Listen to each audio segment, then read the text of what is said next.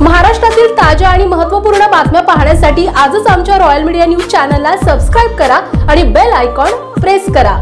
पवनचक्की खंडणीनंतर मस्साजोगचे सरपंच संतोष देशमुख यांच्या हत्या प्रकरण आणि मोका अंतर्गत गुन्हा नोंद झाल्याने वाल्मिक कराडचा पाय खोलात गेलाय। पोलीस कोठडीत असलेल्या कराडबाबत आता नवनवीन माहिती समोर येतेय। वाल्मिक कराड याचा दोनदा विवाह झाला असून त्याची दुसरी पत्नी ज्योती जाधव हिच्या नावावर पुणे परिसरात मोठी संपत्ती असल्याचं समजते। मिळालेल्या माहितीनुसार ज्योती जाधवच्या नावावर पुण्यातील हडपसरमधील एमनोरा पार्क टाउनशिपमध्ये 2 आणि खराडी इथं 1 फ्लॅट आहे। ज्योती जाधवला वाल्मिक कराडपासून 2 मुलं झाली असून त्यांच्या नावावरही संपत्ती खरेदी करण्यात आली आहे। खंडणी प्रकरणात गुन्हा दाखल झाल्यानंतर फरार असलेला वाल्मिक कराड हा काही दिवस ज्योती जाधवकडे राहण्यास होता असंही सांगितलं जातंय। दरम्यान ज्योती जाधवच्या नावावर पुण्यातील फर्ग्युसन कॉलेजच्या समोर उभ्या राहत असलेल्या इमारतीत 2 ऑफिस स्पेसेस खरेदी करण्यात आल्याचंही समोर आलं।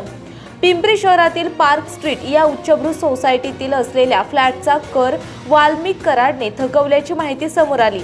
तर या फ्लॅटचा लिलाव करण्याची प्रक्रिया महापालिकेने सुरू केली होती। मात्र गुरुवारी 16 तारखेला 1,55,444 रुपयांचा थकलेला कर भरण्यात आला, तर दुसऱ्या फ्लॅटचाही चालू वर्षाचा कर भरण्यात आला। त्यामुळे महापालिकेने कारवाई थांबवल्याची माहिती महापालिका सहाय्यक आयुक्त अविनाश शिंदे यांनी दिली।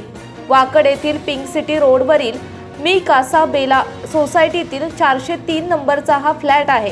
फ्लॅटवर वाल्मिक कराडचं नाव आहे। 1 एप्रिल 2016 पासून हा फ्लॅट मंजली यांच्या नावे असल्याची नोंद पिंपरी महापालिकेच्या कर संकलन विभागाकडे आहे।